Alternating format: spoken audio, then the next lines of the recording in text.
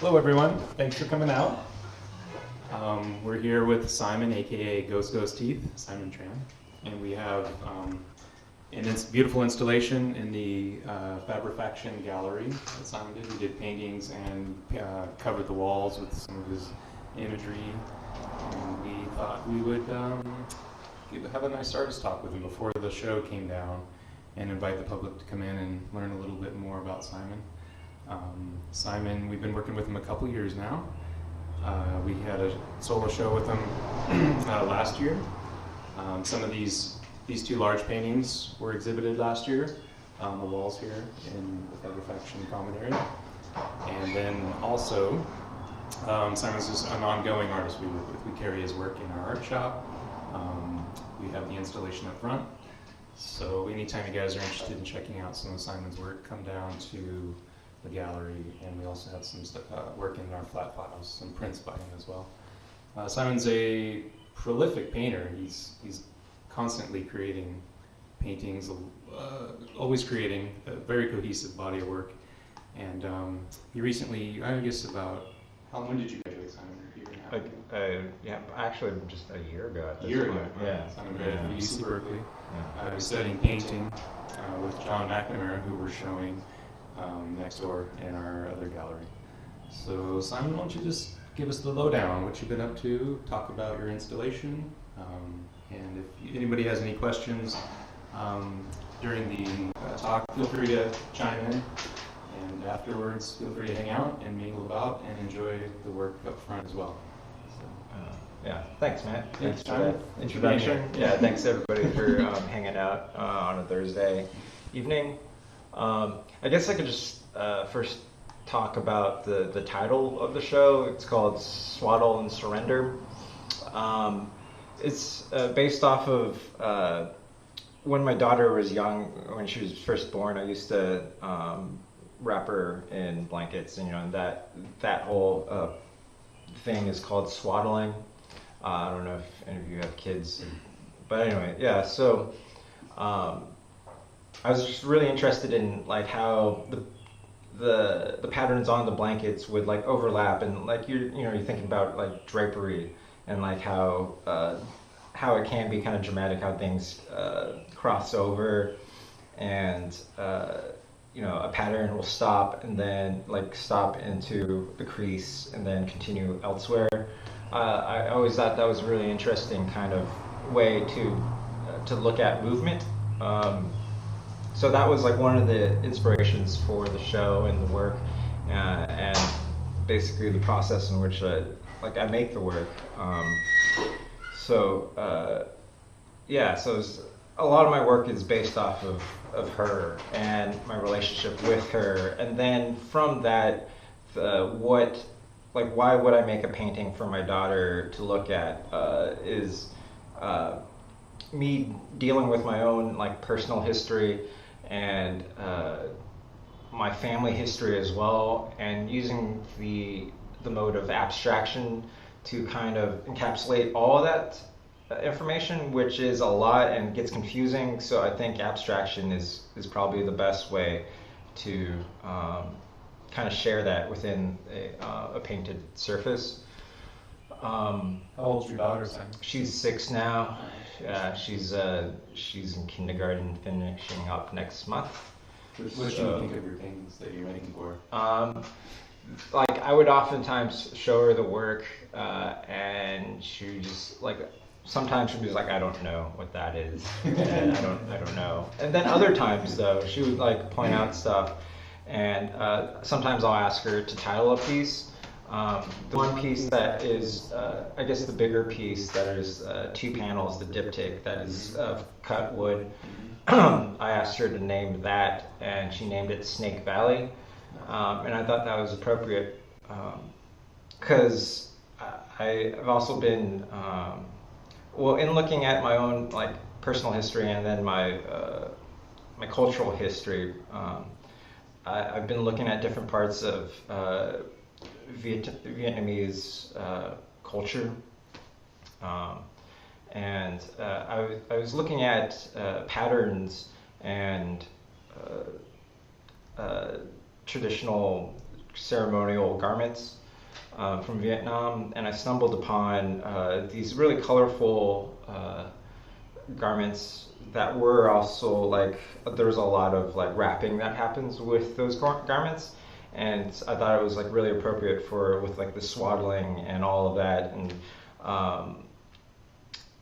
there was a particular region of central Vietnam that had these really beautiful garments, and that was the initial attraction. And so I wanted to read and like find out more about those garments and that history and that culture that was in the central Vietnam. There's the people in the Central Highlands are also called the Montagnards, which are I don't know what that means in French. Is it like mountain people? I don't know. But so I was looking at their history, and so it's interesting that like it was like the aesthetics that got me drawn into it. And then learning about it further, I was reading about the ethnography of Central Vietnamese people, and in that the book this book that I read talked about the colonization of that area, and how the Central Vietnamese people were resisting the French. That was like in the 50s was the specific time that I was reading about, and one of the acts of resistance came from this village leader. His name was Sam Bram. He was kind of like a mystic, and he claimed that his daughter gave birth to a python, to the python god, and he made all these proclamations, one of which was, if you drink the water that this python lives in, you will be invincible to French bullets. So that was like really intriguing, and like that was an interesting connection with the python and with Snake Valley and all of that, and how that kind of like comes up. Obviously my daughter's not reading about that ethnography, but just to have that sort of like very loose connection was enough for me to kind of, I don't know, it just pushed me to make the work to encompass all of this stuff. Like my work is very much like a stew. Like you just throw in a bunch of ingredients and you stir it up, and then you get a spoonful of something different every time you scoop. But Someone likes to make stew as well. We're going to make stew as a team. It was just a logistical nightmare. But so yeah, I'm looking at all these different things, and that's where the abstraction comes from. It's not just like a formal interest in color, although that I feel like because the work is very colorful, it's very inviting. But the subject matter, I think, has some depth to it, and so that became enough for me to work in this mode. And I've been working in this mode for a couple years now, and just really like fine-tuning it. So I was really interested in depicting movement within color, and looking at like Hans Hofmann's like color theory of like the push and pull with like warm and cool colors next to each other, and how like at times the cool color will be more in the forefront and the warm is pushed back, but then of course there's this fluctuation that happens, and that's just been a really interesting thing. And just looking at other like color theory and how we associate different memories with different colors. So just throwing all that together, the work becomes kind of nostalgic in a way because of the color palette. It reminds me of something that happened in the past, or like a part of my childhood. Is that with that hot pink and orange color combination? Say the piece behind you, for example. Yeah. I've been really interested. I really like hot pink. Mm-hmm. It's always been like that, and my daughter loves pink, and I'm just like, we can get along. Oftentimes when I use pink, it's as like a nice like a standout color. I feel like I've seen that color combination in maybe traditional garb of Vietnam, or even Yeah, maybe yeah. pop culture Yeah. product.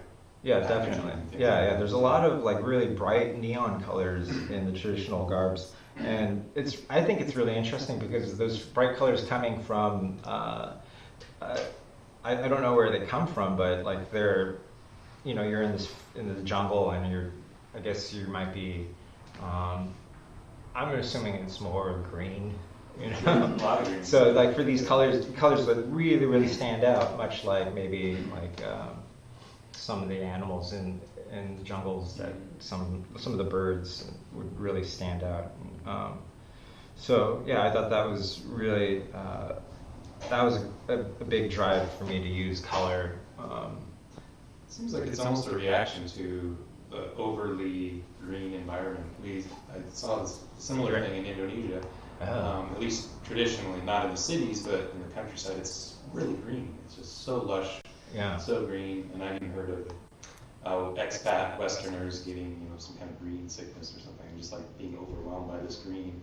And these stark contrasting colors are almost intentional. So like, right. to kinda like Separate separate yeah. yourself from all of that green. Yeah, because like all like having so much color, it seems to be like very like artificial, right? Like you don't really see all of those colors in nature all at once, maybe in the ocean or something. But yeah, so it's and the work has become like this show in particular has been like a departure from a direct figural representation. But I feel like the figure is definitely represented in the shapes that I paint.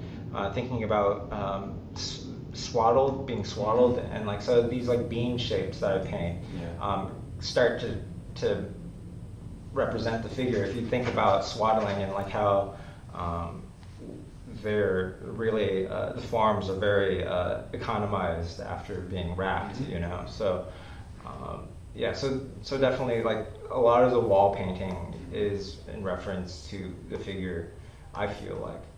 And seeing the interactions of them and seeing how they would dance on the surface became enough for me. And I'm also thinking about like Richard Tuttle and his approach to I guess maybe minimalism, with seeing some of his paintings where they're like I saw one wall painting that was of like a geometric shape that was just barely a different shade than the actual wall, and looking at that and thinking about depth in that and how it can be so subtle, Sure. So and I think there's a certain subtlety in some of the pieces, but more it's just very in your face.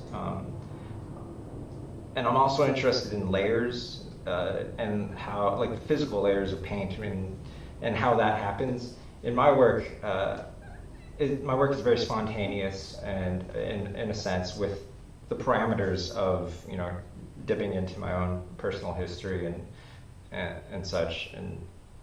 But informally though, it's very spontaneous, where I'll start off with some like full body gestures and to kind of reference the figure, because you're using your whole body in a sense, like, and it's coming through the brush. And then from there, like any frayed parts of the mark, I will put another shape on top of that. So it's almost like band-aids that are kind of accumulating, but the texture of the frayed marks will kind of pop up sometimes, so it acts as like scarring. And I think there's like an interesting metaphor with all of that in combination. So that has time and time again has been like my motivation to keep on painting, to kind of cover up the mistakes and the blemishes, and then the final product, or the product that I show in the gallery, becomes this you can see the process in a way there. And then sometimes I'll have windows in the painting where you see the very first layer, and I think that's really interesting to kind of show where you've been. And once again, another metaphor is attached to that. So Yeah, so there's like the smaller paintings were very much inspired by that magic water that that Sam Bram uh, you know made up this fantastical story about, and so that was really intriguing. So there's a lot of things that I'm pulling from, and it gets confusing, but I like how it becomes confusing because like you're pulling all these different kind of symbols and signs and putting them all together, and of course they become a different thing after the combination. And I think that speaks to human nature being not just one thing, but a multitude of things. Um, so. Looks like you brought in a little bit of a shrine element in the corner Oh. installation as well. Yeah, That yeah. sculpture, that kind of corner sculpture. Yeah. I'm very much interested in ritual and ceremonial pieces, and going to like Buddhist temples. You're going and seeing like how you go to a Buddhist temple and like all the rugs on the floor and all of the tremendous ornateness of that experience is. I'm interested in how all that creates this like transcending spiritual experience. So trying to kind of think about that within the work too is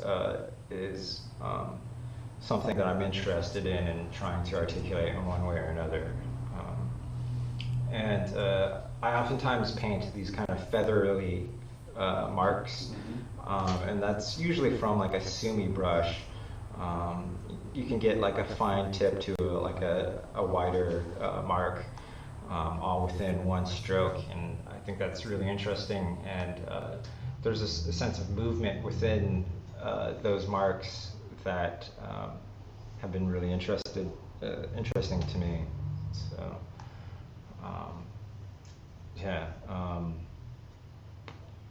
I guess I can, and the movement also like I've been asked before, and I've told you, Max, that like some lady asked me like, so what's your work about? And I said it was about being Vietnamese American, and she's all like, what part is Vietnamese?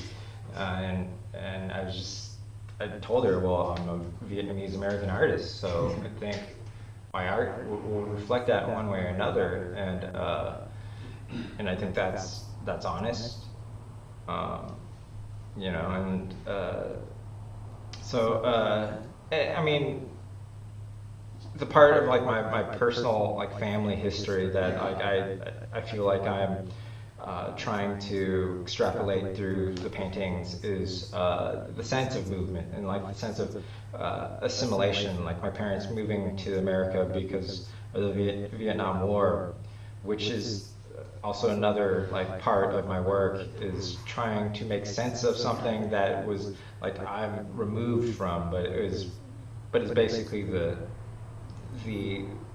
reason that I exist, I guess, here. So I'm looking at all these different things and trying to. Do your parents ever talk about the move, and do you know much about? I mean, it's not something they would talk about on like daily, and it's something that I don't really. I talk to them about every once in a while, and I think. Like my dad used to go to flea markets all the time and swap meets and buy stuff secondhand and then bring it back and refurbish the stuff, and that's kind of what I do with my paintings too. Like some of my paintings, like I've shown in the past or shown them in one capacity or another. Like I'll cut them up, and that's basically what that shrine is like a painting that I showed, a couple paintings that I've shown here last year. And then I cut out the pieces that I felt like were frayed, and then kind of patched things up. And I think that that comes from my father and like his influence. He used to buy me toys for Christmas from garage sales, and like I'd get them in Ziploc bags. And he got me the He-Man castle. It was Yeah, I never had that. yeah, it was actually Skeletor's castle, and he made marks with a marker on it, all over it, as if to like battle damage or something. And I just thought that was like, so, like at the time I was just like, why did you just do? Yeah, just use rubbing alcohol. But that sense of like that touch, you know, just like I'm going to give this piece, this toy, a new life, or just, you know, I don't know, it just really became something very important to me, and then comes out in the work that I make. And like for the longest time, I was just like, I'm not going to paint. Like if I show something, that's it, it's done. Yeah. And then just coming to this connection with, you know, with what my dad's done with stuff, it was just like, well, it's just like, no, the painting's never done, and I could always add more layers to it. Or cut it up. Yeah, right. Yeah. Why not? You know, like I made it. I can do whatever I want with it, basically. Unless you buy it, you know, you pay me money and I'll stop. So, yeah. So that's been. I mean, whatever that's worth, I don't know. I mean, but it keeps me going, and it becomes more about, you know, the act of making it versus just like working for. Like, oh, I have to show this, and like, you know, so like the installation, I could easily just keep on adding to that, the walls, you know, and just keep on painting. But it was a mark of time, you know, just like this is what I did in a certain amount of time, and that's that, you know. And I think that's interesting. These like temporal kind of environments that are made. So. So if left to your own devices, would you keep coming in every night and filling the room up to where you couldn't get in anymore? Yeah. I would cover up the walls with cardboard, and like you wouldn't even know. Yeah. Yeah, or I'd devise like some sort of trap kind of thing where like a bell would ring. Anyway, yeah, that's for the next show. Yeah. But yeah, does anybody have any questions or anything? Or is it? Yeah, but. So, yeah, the work is about all of that stuff. Like last year, it was very much like, I think it was going into a very serious place, the work, where it was talking about the Vietnam War and talking about herbicides and Agent Orange and the rainbow herbicides. And that kind of like stuck with this work because it's all colorful still. But I think this body of work is a little more playful in a way, because of like really like focusing and thinking about my daughter and like how like her role in the work or in my life and how I translate that, and yeah, I can use that as a driving point to make work because it's my work, you know, and like it. But your interpretation of it could be something completely different, and I think that's perfect, you know. And then, but we can have a discussion about where we're both coming from, and I think that's the beauty of like showing work in a gallery setting and having you know, people come in and look at your work. Yeah, it's dialogues that you can have. But yeah. Well, thank you for your sincere and playful installation. It's wonderful. Yeah. Thanks. It definitely has a flavor from your last show. Yeah. So we'll see where it goes next. Cool. Look forward to it. Does anyone have any thoughts or questions about that? Cool. Well, thanks, Tom. All right. Okay, go Steve. All right. Thanks. Okay. Stop. Thank you. Thank you.